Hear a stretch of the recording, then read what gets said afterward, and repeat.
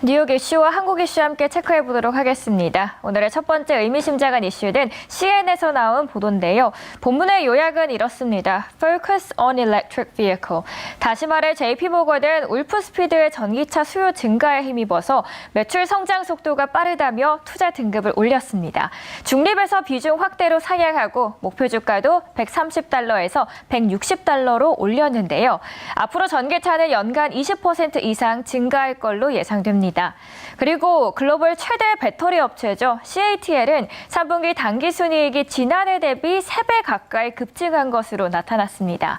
앞선 기업과 동일한 이유입니다. 전기차 수요의 증가인데요.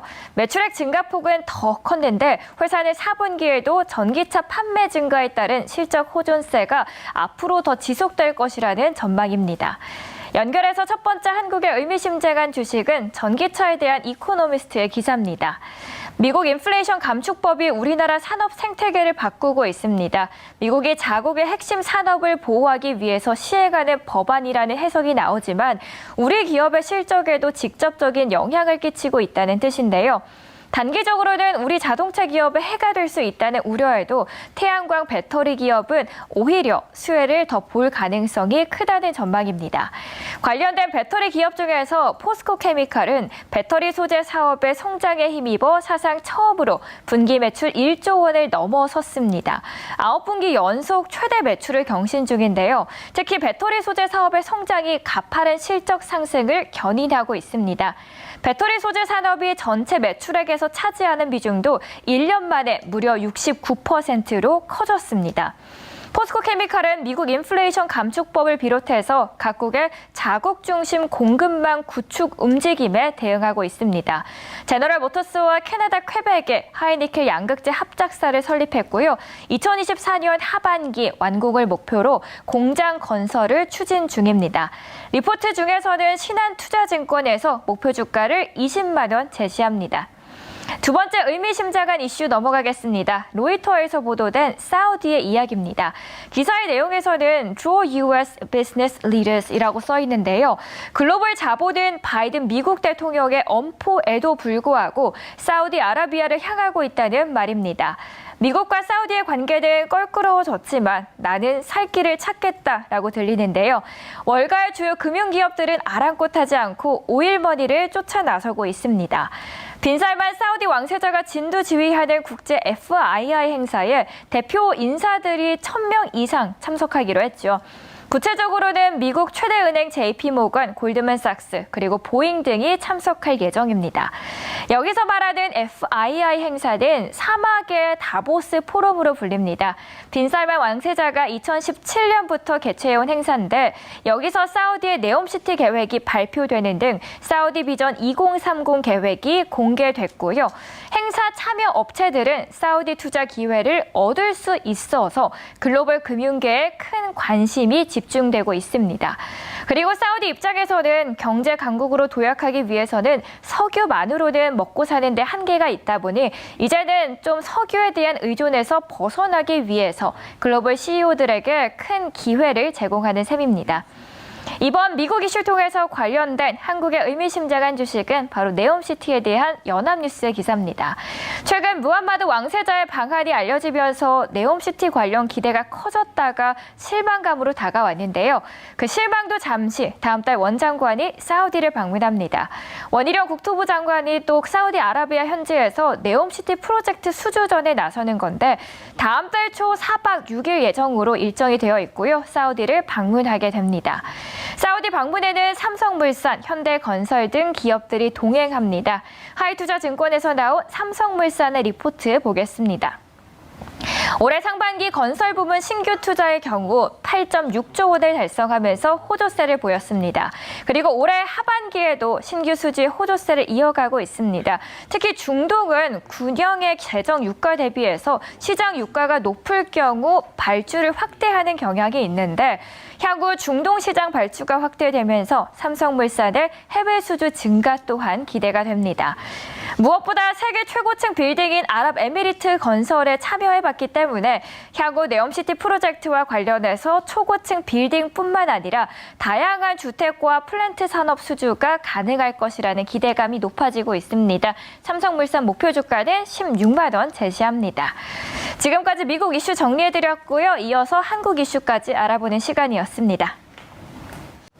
안녕하세요. 이혁은의 텐텐텐입니다. 중국이라는 키워드가 또 장식을 했습니다. 네. 3연임을 했고 그래서 그런지 중국 관련 기업들이 좀 타격을 네네. 입는 모습이었고요. 그리고 이와 함께 환율 이야기도 같이 엮여서 해보도록 할게요. 네네. 최근에 이제 중국 시진핑이 이제 네, 이렇게 시장 이야기와 함께 네. 환율도 함께 알아봤습니다.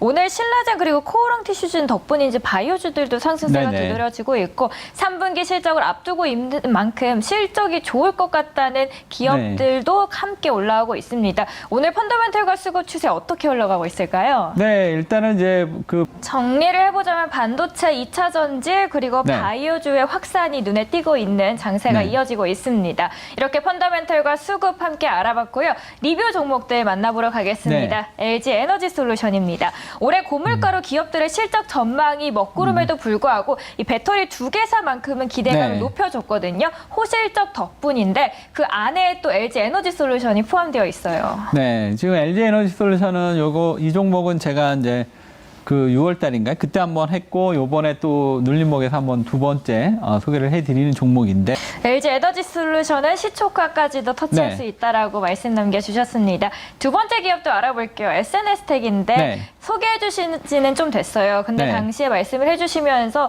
이 등락을 반복할 때마다 계속해서 피드백을 해주시겠다라고 네. 말씀을 남겨주셔서 오늘 SNS텍 한번 짚고 넘어가 보도록 할게요. 네, 지난번 이제 제가 ST큐브를 많이 SNS텍 다시 최근에 상승 흐름을 네. 보여주고 있고 3만 원까지도 안착 가능하다라고 리뷰 도와드렸습니다. 오늘도 이렇게 두 종목 도와드렸고 새로운 두 종목을 소개해 드리려고 하는데요. 오늘의 첫 번째 텐텐텐 종목부터 알아보도록 할게요.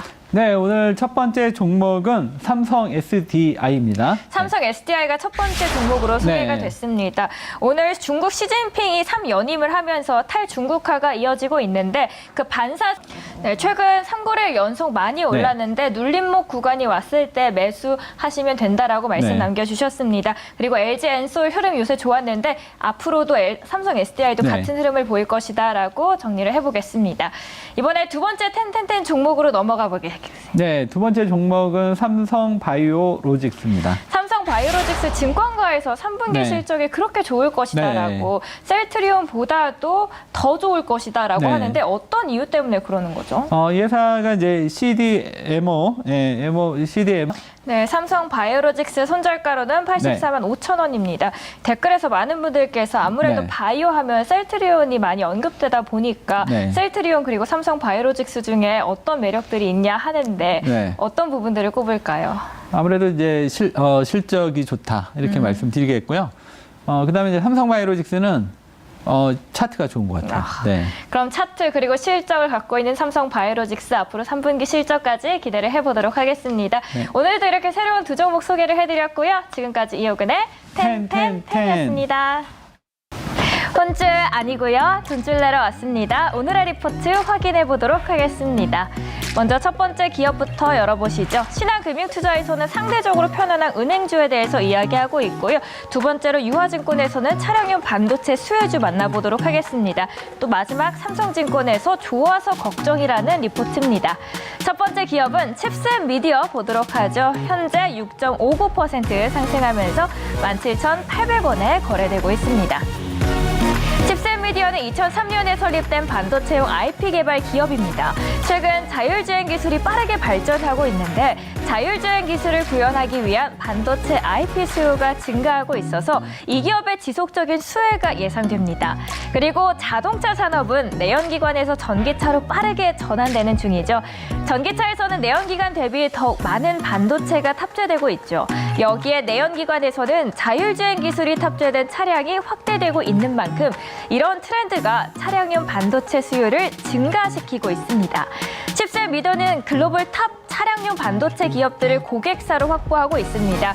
따라서 차량용 반도체 수요 증가는 매출 증가로 이어지는 구조이기 때문에 기대가 되네요. 투자 의견 매수고요. 목표 주가는 제시되지 않았습니다. 두 번째에서 만나볼까요? 이번에는 넥스트 보도록 하죠. 0.45% 빠지면서 1,950원에 거래 중입니다. 2021년, 그러니까 작년이죠. 7월에 코스닥 시장에 상장된 얼마 안 된 기업입니다. 메타버스 관련주로 묶이는데요. 다가오는 메타버스 시대에는 메타버스와 사용자 사이를 연결해주는 대표적인 디바이스가 있죠. AR 글라스라고 합니다. 넥스트의 AR 글라스는 우리가 평소에 착용하는 안경 크기의 2대의 각광 슬램, 그리고 1대의 RGB 카메라 모듈을 적용합니다. 넥스트는 자체 AR 스마트 글라스 구축을 통해서 디바이스를 확보했다는 장점이 있습니다. 메타버스 사업자인 로블록스는 지난해 상장을 했고 페이스북은 사명을 바꾸고 메타로 바꿨죠. 메타버스로 돈을 벌겠다고 선언한 만큼 성장 잠재력이 주목을 받고 있습니다. 업체마다 예상치는 다르지만 대부분 시장의 성장을 낙관하고 있습니다. 앞으로 메타버스 글로벌 시장 규모는 10년간 34배의 성장 예상하고 있는데요. 그 안에서 독보적인 기술로 수혜를 받을 것으로 전망됩니다. 투자 의견 매수고요. 목표 주가 제시되지 않았습니다. 마지막 기업 함께 할까요? 포스코엠텍 보도록 하죠. 3%대에 상승하면서 7,260원에 거래 중입니다. 현대차 증권에서 냉천 범란 알루미늄 약세로 3분기 부진이라면서 목표 주가를 7,100원으로 상향 조정했습니다. 현대차 증권 박현욱 연구원은 포스코 엠텍에 대해서 22년에 3분기 영업손익이 29억 원으로 추정치 13억 원을 하회했다고 합니다.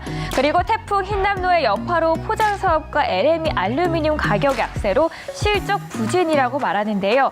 포항 제철소는 정상화되면서 복구 비용 제외 시 포장재 부문은 개선이 될 것으로 예상되지만 알루미늄 가격 조정이 지속되고 있어서 실적은 완만하게 회복될 것이라는 전망입니다. 함께 투자 의견은 매수고요. 목표 주가 7,100원 상향했습니다. 오늘도 이렇게 세 가지 리포트 알아봤고요. 나머지 두 개는 소장님께서 돈줄 내주세요.